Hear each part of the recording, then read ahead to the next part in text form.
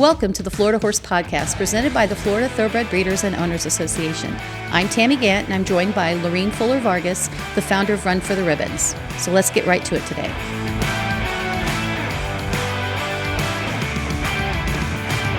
Hey, Laurine, it's great to see you today. Great to see you too. I'm so glad you could come in on this wonderful fall day and talk a little bit about what you do, your history in the industry, what you're doing with your events that you do in the Run for the Ribbons program, and then a little bit about your upcoming show. So I'm so glad you're in the studio. Thank you for having me. I'm glad to be here.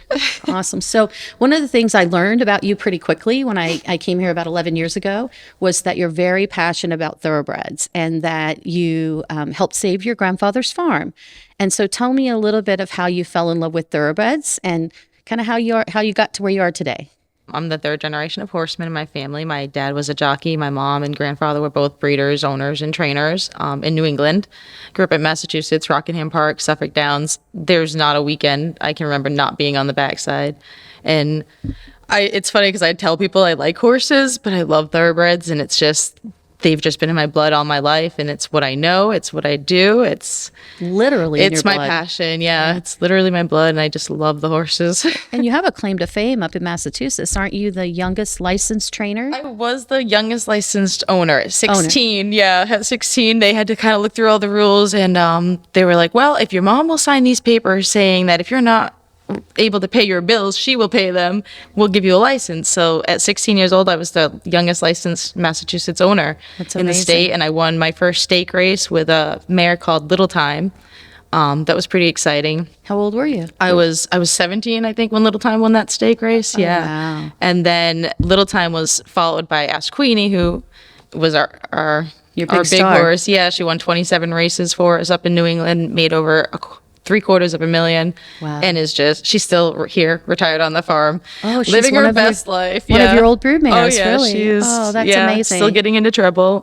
Wow. How old is she great now? She is 22 now. Wow. Yeah. Wow. Yeah. So tell us a little bit about the farm, how, I know your grandfather was running it. You came down from the Northeast, and now you run that legacy farm. Yes. After high school, I knew Florida was where my heart was. I had come every school break to visit with my grandmother, and it's just, I knew I didn't like the snow.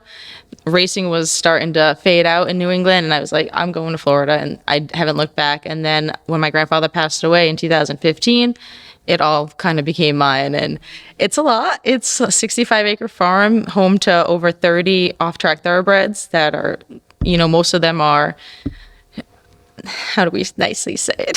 Geriatrics, I guess, living in the field, eating, sleeping. They've retired to Florida is what you said. They're yes, just another set of retirees in our community. Yep. And then there's also ones, I have my one baby that I bred last year who hopefully will be at the races next year. I've got several off-track thoroughbreds that I've retrained for hunters, jumpers, one that barrel races. So we kind of do it all, from foaling to racing to aftercare and retirement. You don't do any breeding to sell, though, right? You specifically do breeding to race. Yes, my grandfather always bred to race, and that's what I knew. He would go to the sales occasionally and buy one here and there, but he always bred his to race, and that's why. Yeah. I guess that's why that's also in my blood. I'm like, I go to the sales, and I'm like, I want that one, I want this one. I could never sell them because I want to run everything. Yeah, well, that's awesome. That's awesome. So, how did your grandfather get into the business? Do you know that story? Yes, I do. Because he was actually inducted into the New England Racing Hall of Fame. Oh, wow. Okay. Yep, back in, I think, 2011 or 12. And he started at Scarborough Downs in Maine. He went to a sheriff's auction and bought his first racehorse. And he won with that horse. And that was it? He got hooked? Yeah, he got hooked, and he did it for 50. He did it till he was 86 years old. Wow. Until he physically couldn't get out to the shed row ananymore. What a legacy, though, he's left with you. Yeah. And now you're an FTBOA board member, so yes. Still excelling and just really being a leader. And you've done a lot behind the scenes in our industry. When the decoupling bill was in Tallahassee, you were instrumental with the signature campaign. And then your next big claim to fame is that you founded Run for the Ribbons. Yes. Yeah, that was a lot of So fun. tell me a little bit about Run for the Ribbons, because I've seen several people prior to you in our community and area try to do a thoroughbred program like yours and then try to do a show like yours, which we'll talk about in a minute. But tell me a little bit how Run for the Ribbons came about and then what your mission is with that program. So in 2014, I was showing my own horse at shows, and I really saw that there was a disadvantage I felt for the thoroughbreds here in the show world. And Like they weren't getting enough attention. Yeah, they weren't People getting didn't enough realize how valuable they are they'd in be different like, oh, you're riding a careers. thoroughbred, and like almost shocked, that like I was still doing the hunters on a thoroughbred. And so our family had always, done right by our horses, retired them, found them homes if they could go on and do stuff. And so in 2013, we started as the retirement program. We took in a couple horses here and there that weren't my grandfather's, that were, came from the track, several owners that just couldn't keep them anymore. Started off that way. And then in 14, we launched the horse show series to start to generate funds for those horses in the program.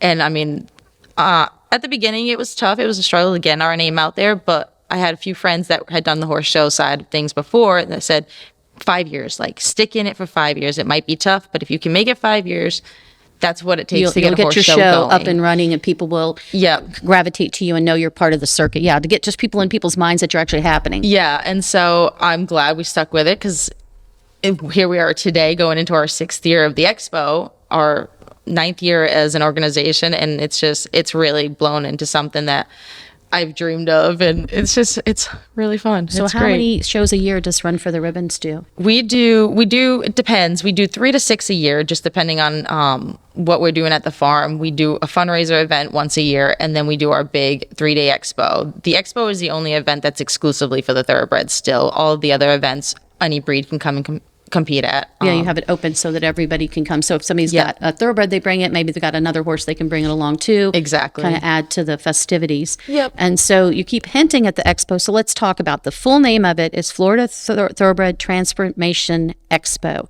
It's a lot to say, but I think it has to describe that it's Florida Thoroughbred, but you have some other thoroughbreds maybe compete. And then it's transformation, which means the horses have maybe had a racing career or didn't quite make it to the races, and they now are just showcasing their athletic talents in another endeavor. Yes, exactly. It's competition in 6 different disciplines this year: eventing, show jumpers, hunters, dressage, freestyle, and then the working ranch, which we also made trail horse this year to open that up from just Western disciplines. English riders can come and compete too in the trail. Yeah, I saw that working horse / trail rider. I noticed that. And then I noticed polo was taken off. We did. So some years you move around and take a few off, like barrel racing is no longer. Barrel racing is also not this year, but we are thoroughbreds are a little bit tall for doing barrel racing. They are in the ground there too. At the horse park is a little tough, and so it's not designed for that particular discipline. Yeah, they're really picky, but we have a good committee that is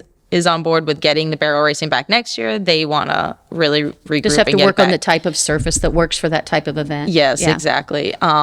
So each year it kind of changes. We've had 8 disciplines in 1 year. But this year we've got just the 6 disciplines. We're giving away $28,000 in prize money, which has always been a big thing of yours. Is you have always worked to say, let's make the prize money comparable to what we're doing, and you've always stretched to try to hit those numbers. And so, how do you think what is it that the community does to help you with that, as far as get to that amount? Because obviously you have to do quite a bit of fundraising. Yes, we've got some great supporters that we've had from day one. Looking back to 2014, we've got the same people here, and then the entries help. Like without the entries, I think we'd struggle to. Our event speaks for itself. It stands for itself. The quality each year is good. Yeah, each year it grows, and that has really saved us in the past as well. Yeah. And I think when you say it grows, I mean, you have more than 100 horses, or I think it's 120 last year. Last year we had over 120 horses compete, thoroughbreds competing. Yeah. And ours is really unique. For anyone that's familiar with the Kentucky makeover, ours is unique to the fact that we've got the open division. So the restricted is for horses that are within 3 years off the track. And then the open is for any unraced thoroughbred or any horse that race more than 3 years, because that way they can keep coming back. So someone could bring an old broodmare that had raced 5 years ago, but they decided, she doesn't have a baby right now, she's barren, she can come out and participate. And if they want to do the freestyle or get her to jump, they can come back, and they can come back year after year, which is great, because we've had horses that came for their first ever 3-day event at the expo, let's say in 2016, and now they're coming back as an open horse, and they're almost like fan favorites. You've got people that Yeah. have followed that horse from their first competition to now this year is like their 5th year, which is Yeah. really cool. I remember OK Dude, who's now at our retirement farm at Lowell, when he came out, they brought him out and he got really hot, so he couldn't participate. He just watched all the others and got really fired up. Like he wanted to do something, but he didn't know what discipline at that day it was assigned to him. Yeah. And so he basically just got out of the trailer, saw everything, and went back. And now he's at our farm.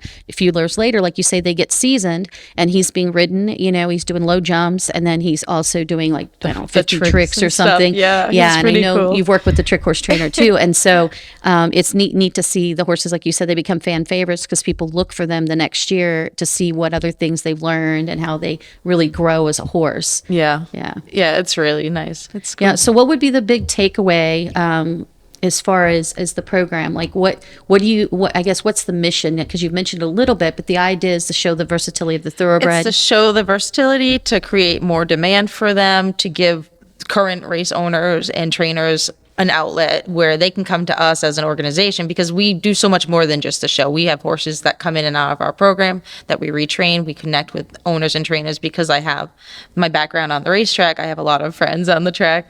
And so we directly work with owners and trainers to place horses coming off the track that need a soft landing, or sometimes we take them and retrain them for the owners and trainers. We have so many avenues. We're an aftercare program through and through. And so our mission is to continue to just help in all aspects. I feel like the event is more of a celebration that gives back to the horses and gives back to the people that have put in the time to retrain these horses that can go on and do anything after racing. And then it's like a good recognition of everything. And I think you sum it up with your award, the Heart of a Thoroughbred, a Heart of a Champion, because that's really it. The horses, regardless of career, and sometimes I think people go, oh, we say they're retired thoroughbreds. It's just like active adults here in our community in Florida. People go on and do other things. They have different chapters in their life. The horses are the same way. So they had racing as a career, or maybe it didn't work out, and then they go on to, because they're athletic, so they go on to other horse sports, and sometimes the horse sport is a gentler horse sport where it's just trail riding. They're not actually competitive anymore.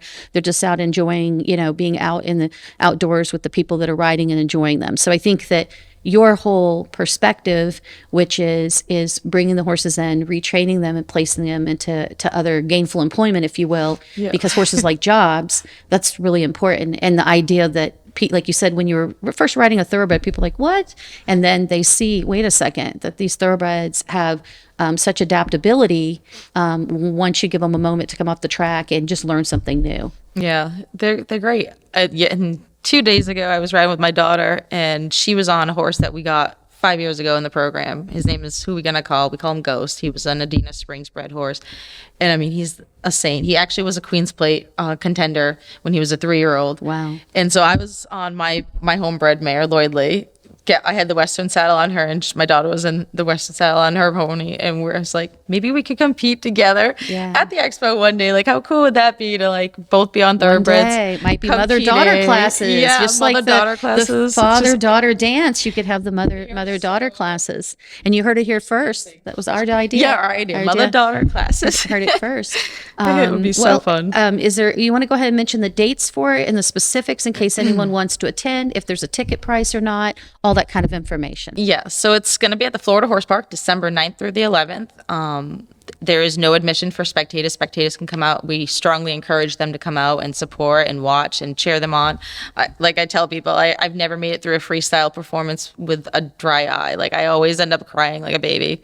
I cry, honestly, Thursday night before the whole thing starts, because I'm just so overwhelmed with like the joy of like all these horses together, and it's just such a beautiful thing. So like, I just come out, enjoy the show, be a part of it, tell friends. Entries are open through Sunday, although we do have a late fee, so they can add technically till November 20th, but that's like the deadline.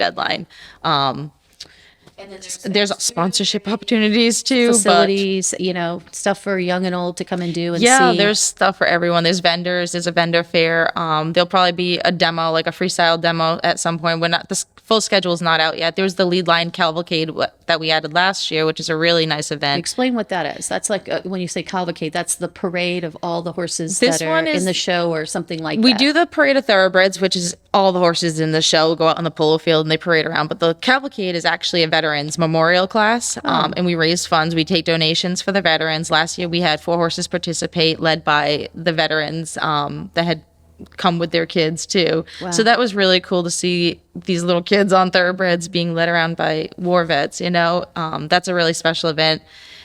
Wow. That's something that we actually moved that to noon on Saturday because we did it first thing in the morning last year, and it was a little early, a little cold, and the horses were a little naughty.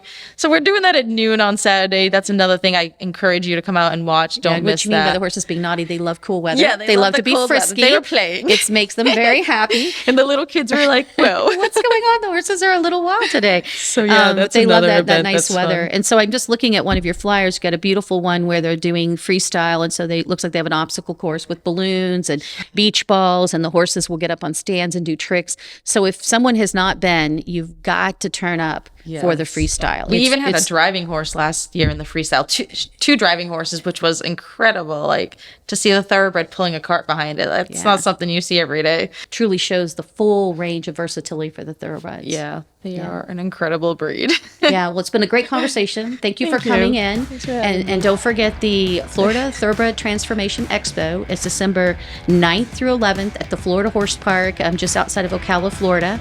Thanks for coming in. Have a good day. You too.